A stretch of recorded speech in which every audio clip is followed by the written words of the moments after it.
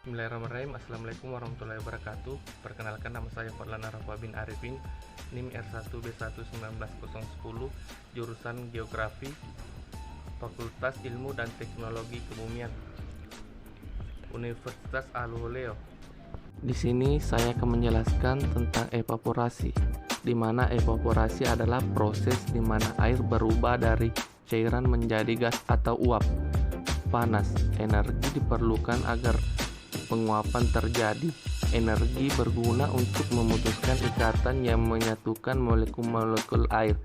Itulah sebabnya mengapa air mudah menguap pada titik didih 100 derajat Celcius, tetapi menguap lambat pada titik beku.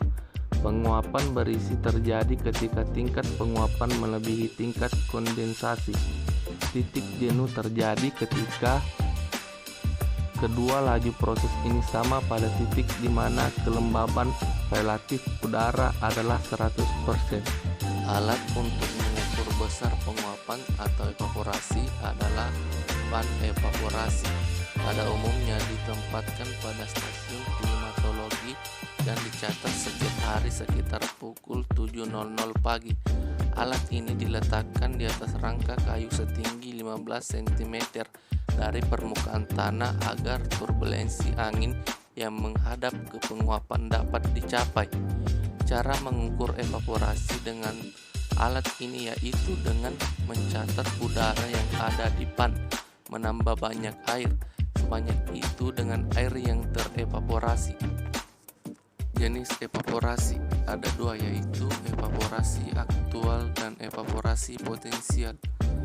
Evaporasi aktual adalah proses evaporasi yang berlangsung pada kondisi alami, terjadi pada keadaan yang daerah pada waktu tertentu, sehingga nilainya sangat tergantung pada kondisi lingkungan yang berlaku pada saat ini.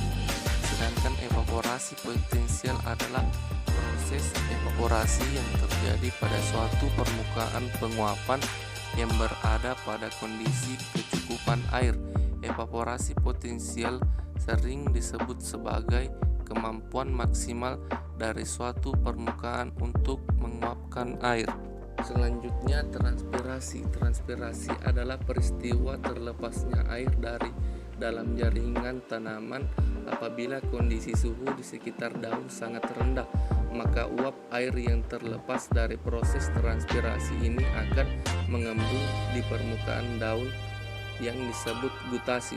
Transpirasi terbagi dua, yaitu transpirasi aktual dan transpirasi potensial. Transpirasi aktual adalah transpirasi yang terjadi pada tanaman yang tumbuh dalam kondisi tertentu dan pada waktu tertentu. Transpirasi potensial yaitu transpirasi yang terjadi pada tanaman yang tumbuh pada kondisi yang tidak pernah mengalami kekurangan air selama pertumbuhannya.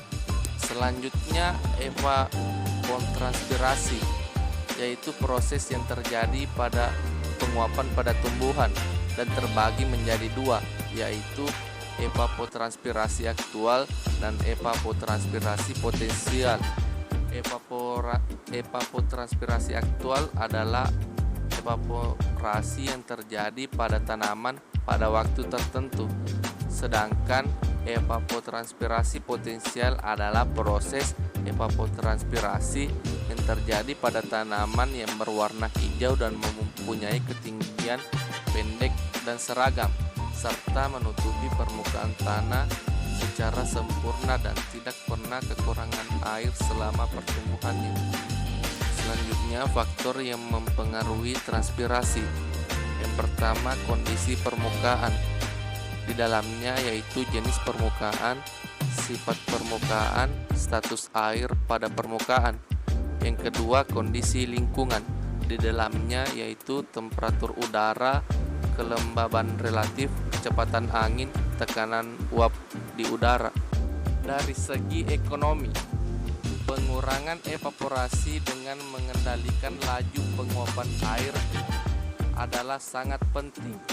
Hal ini dapat dilakukan dengan berbagai cara, yaitu yang pertama, mengurangi permukaan air yang terbuka atau reservoir danau, saluran sungai hingga minimum. Yang kedua, menutup dengan bahan yang mengapung yang memiliki koefisien refleksi yang tinggi. Yang ketiga, menggunakan suatu penutup plastik yang mengapung. Yang keempat, menghilangkan vegetasi yang tak perlu atau khusus dalam air yang menyebabkan transpirasi tinggi. Yang kelima, menyediakan suatu atap di atas kawasan. Yang keenam, menggunakan lapisan permukaan. Dan yang terakhir, menyimpan air pada reservoir air tanah. Itulah penyampaian saya tentang materi evaporasi. Lebih dan kurangnya mohon dimaafkan. Wabillahi taufiq wal hidayah. Assalamualaikum warahmatullahi wabarakatuh.